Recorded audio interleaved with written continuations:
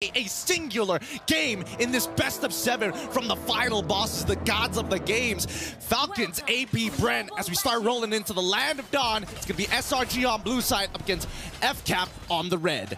SRG were definitely able to make Falcons AP Bren lead in game number 1. It looked dominant for Falcons AP Bren at the start, but then towards the mid-game, SRG with Yums always looking for the fights. They were able to drag them down to the ground to actually make it a head-on battle. Yeah, I'm surprised that they were even to get the Falcons. They're not clipping their wings just yet, but definitely brought them to eye level, which is surprising. But looking at the emblems so far, seems pretty standard all across the board. However, this starts from the side of Falcons AP Bren. In particular, Kyle Teasy, he opted to go for his orange buff first, then make his way down towards his purple, which does give an indicator that maybe they would just want to break the Faraga armor relatively early, just so that Flap Teasy has a better time in lane. Yeah, for sure. I think getting rid of the Faraga armor is going to be top prio for Falcons AP Bren, because we were talking about this Exborg pick as well, off cam.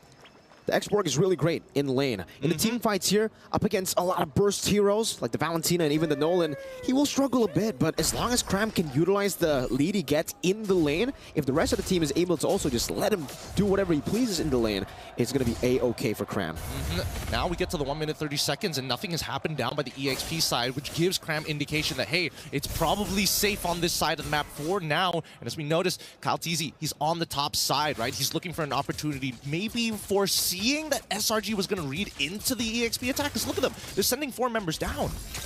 Again, for Falcons AP Bren, it's all about dealing with Cram, the Faraga armor, because he's going to have auto prio. Especially with Stormy coming around. He gets that passive down, and Cram will just burn those minions for the passive to kill everything. Now, Turtle is up. Purple buff is needed for Sakai to actually stand a chance. But Kyle, he's power farming this entire time. In terms of like the laning phase, honestly, this is a way more manageable game compared to number 1. Good damage there. Onto Few. Placed down by the Cursed Blast, but take a look at Falcons AP Bren, who are the ones on the Turtle. Holding it down for now. Flap Teasy has the penalty zone. Can go for the zone, but Skies is really rotating over Kyle Teasy. Going to be pulled back by Yomes. Eternal Guard coming down as well, but Ogwen will be able to pop in his Fury straight into the flicker, knocking 2 members up. The SOD connects, but no one's taking it just yet. Ogwen gets blasted down by the last Insanity, and it will just be 1 for 1. Few going back and forth on the Valentina.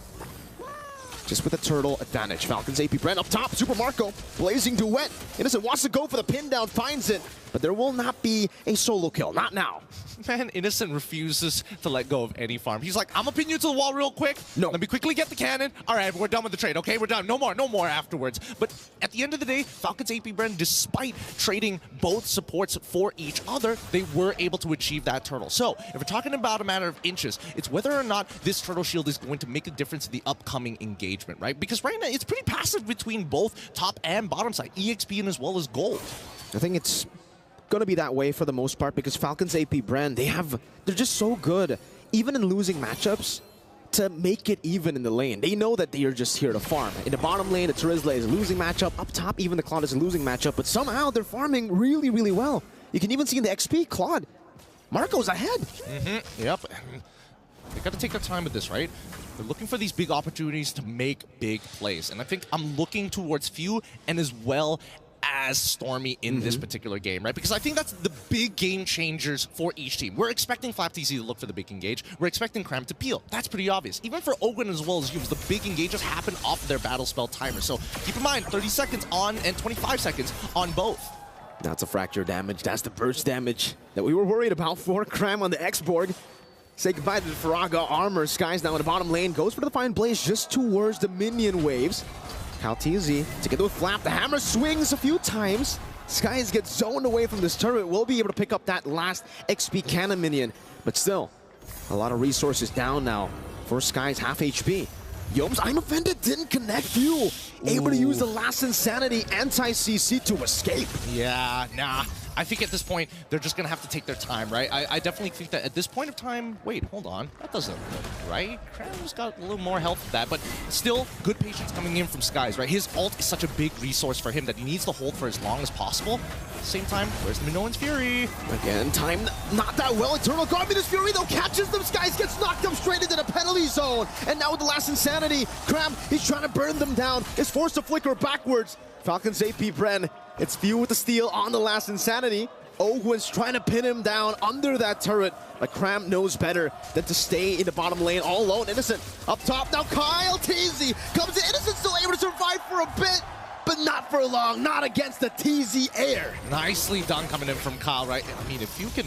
Whoa. Calm down. Ooh. They really want to deny Skies any kind of farm. It's getting tough for Skies. 3 levels down against the Nolan. That was a threat that we were talking about as well in the draft. The Nolan can match the farm speed of Ling. So with the Terizla, so much prio. Now with Ogwen walking forward against Cram, Flap TZ can swing the hammer down with the cannon minion. The Skies will be forced to just go for that purple buff up top. Let's look at this replay one more time here, because again, the way, man, the fact that Kyle TZ just using the ult as a gap closer rather than I want the burst damage, knowing that Innocent still has his dashes, just goes to show Falcons AP BREN, they got really clean communication. Like Super Marco's informing him about what is available to make these plays effective. Calculated, always calculated. Maybe that's why he earned the name TZ behind him, right? But again, for SRG, it'll come down to how they're able to slow the game down, but then make those off-angle engages. Yums, again in the mid lane, getting chunked down. You have a game fact. Yep, Stormy leads MSC 2024 with the highest average assists per game at 10.2. He's not looking for those big plays. But, oh, wait, hold on. Speed of misery, but it's on to the backline straight into the blazing duet by Super Marco!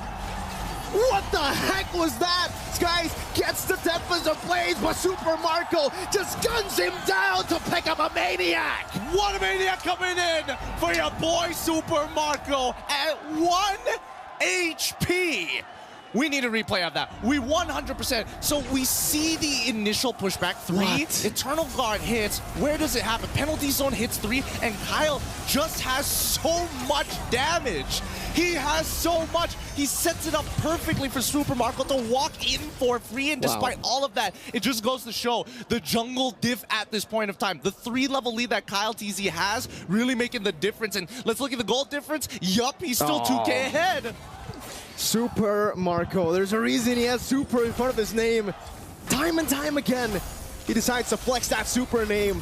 Standing in front, below a Ling. He got knocked up. He's like, nah, Purify. He was getting stabbed. He's like, nah, I got guns. He's so brave. I don't know. Sometimes it feels like he teases people like, oh, I'm going to take off the bulletproof vest this time. Nah, there's still plating underneath it. Joke's on you. But with this being said, right, Falcons AP BREN, they slipped up in game number 1 when Slango Red Giants hit a power spike, and they managed to out-micro them in a singular fight to turn things around and find that momentum. I'm expecting that Falcons AP BREN is going to take a much slower approach this time, and yeah, that's what we're seeing, right? They're not sending everybody. They're just, oh, if we hit it, then sure. If we don't hit it, we start backing up and waiting for the refreshes. It's all about poke, I feel, right, at this point of the game, especially considering for Cram, he wants to stay in these team fights for a long time. So if Falcons AP BREN can just burst that Faraga armor down, nah, you can't really do much anymore. You're going to be forced to wait for the reset, for the regen of the Faraga armor. But yeah, man, Super Marco. He's like Kakashi with his mask, but Super Marco with his vest. Technically, you take it off, there's another vest down there, there's another plate down there. But at least for Skies, he is looking for farm. On the right place, Yums. I thought he was going to be bursted down there, knowing how far ahead Kyle is. But he just walks up, and Skies is able to get a trade. Few, though. He can swap us if he wants it all. I don't think he spots it all. He checks it and he cancels it just to slow him down even further. How annoying. Worst yet, I think that Falcons AP BREN are in a great position because honestly, Few, he has his 2 frontliners to create that space for him, and SRG don't have that same capability. Stormy is playing at the very edge of his max range, where Few, he can stay as far away as he wants to. Oh, Flap TZ set it up for me, and Owen follows up. I can go in and out. Oh, look at the burst damage. On towards him, beating out the Eternal Guard for Peel. Skies is forced back as well. Cram is very low. And they can just stand there. Innocent up top, finding a turret. But look at that view again. Able to find the last insanity. That's a blazing duet. Skies steals the Lord somehow, some way. Marco gets the unstoppable.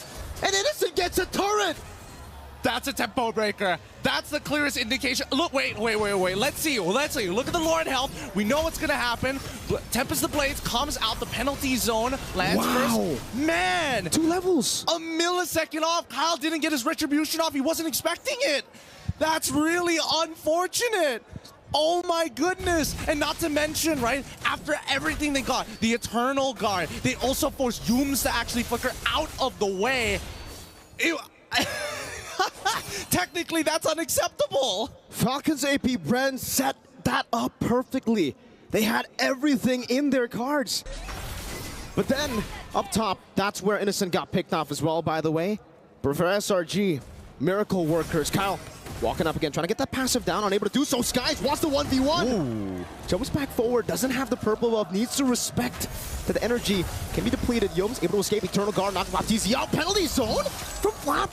Not connecting there. I remember saying Marco even almost getting bursted down. Forced to blink back with the BMI. But now Skies is looking for him, jumps forward, and will be able to find it straight into the Spear of Destruction. A shutdown as he gets out. The fadeaway, jumps down, autos, doesn't even move. One more auto and walks off. Holy, SRG find a way to crawl back into this game despite everything that's happened. It looks like Falcons AB Red, they're trying to regroup here. They go...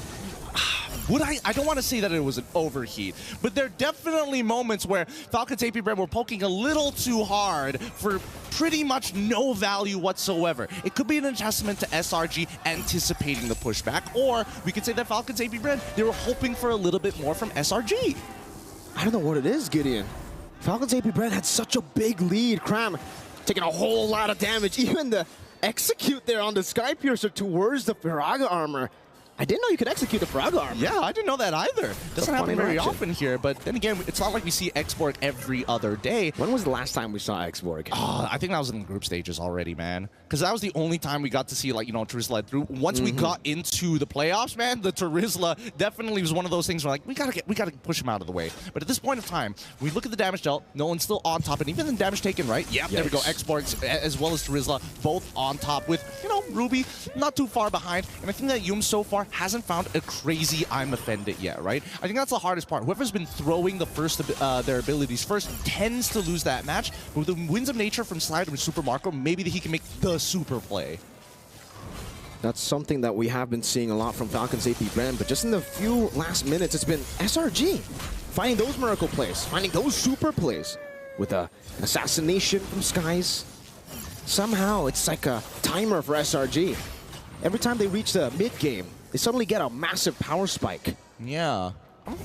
I'm trying to figure out, why did Yums use the I'm offended onto Ogun there? What was he trying to bait out? Maybe he was hoping that Falcons AP Bren is going to overheat. I think for both of these teams, honestly, they're looking a lot more similar as long as this game goes on in this best of 7, right? They're baiting each other to try and overheat, baiting each other to overextend, and Yums know that the I'm offended comes back up early. Straight into Eternal Guard. I mean, this Fury and the Flicker combo. Kyle in the back line trying to find the assassination, but Innocent is able to blink out forward. Now in the back, Skies goes for the chase, the assassination on the Kyle with the Flicker, follower from Yums. Skies continues it. When it's up as a blade, breaks it out, and is in the midst of it all. Catches a lot of blades. Innocent with a cleanup, and now it's Super Marco running for the hills. Flapteezy and Ogwen cannot deal with this Lord take from the Red Giants. Oh, and now with the Lord take, they can almost guarantee at least one of these inhibitors. If they can get at least one, they can set themselves up for a really good Lord take afterwards. But it all comes down to the real question: who's going to overheat first? Because Falcons AP Bren have not been able to get maximum efficiency off of their abilities just yet, despite everything that has happened, right?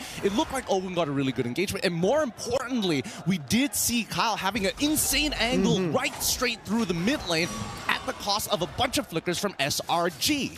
This is why the Nolan, it's really good, especially when you're in the lead, right? But when you get to the 50-50s, when the enemy team was able to weather out the early storm, it's very tough for you to enter these team fights. There's a Don't Run Wolf King. There's obviously a Spear of Misery. But let's take a look at the siege now. 3 mini waves crashing down into Falcons AP Bren's base. Innocent finding the pin down straight into that I'm offended. Over and over with the Eternal Guard, catching Flapteezy. Minus Fury used up, but it was cancelled by him taken down. Now Sky jumping to the back using the Sky Piercer, forcing the Winter Crown out. Flapteezy with a DPC, locking Yums down, but he has the immortality. He can still survive. Sky is again poking few. And Falcons AP Bren, they live to tell the tale, to see another day.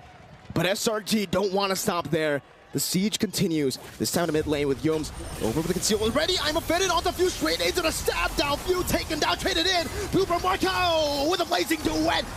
Finding one, going for the trade. The base is open though. Skies assassinates Marco straight into the BMI. Kyle, first in the world, now jumping in with a fracture. Not able to get him. Innocent 1 HP. Skies going for it. Minions Fury onto the cannon minion. Now Ogwen, the master. 2v1. Tempest Ablaze. Ogwen taken down, burnt to the ground. By Cram. It's a penalty zone. As FCAP goes for it, but Skies buys the immortality.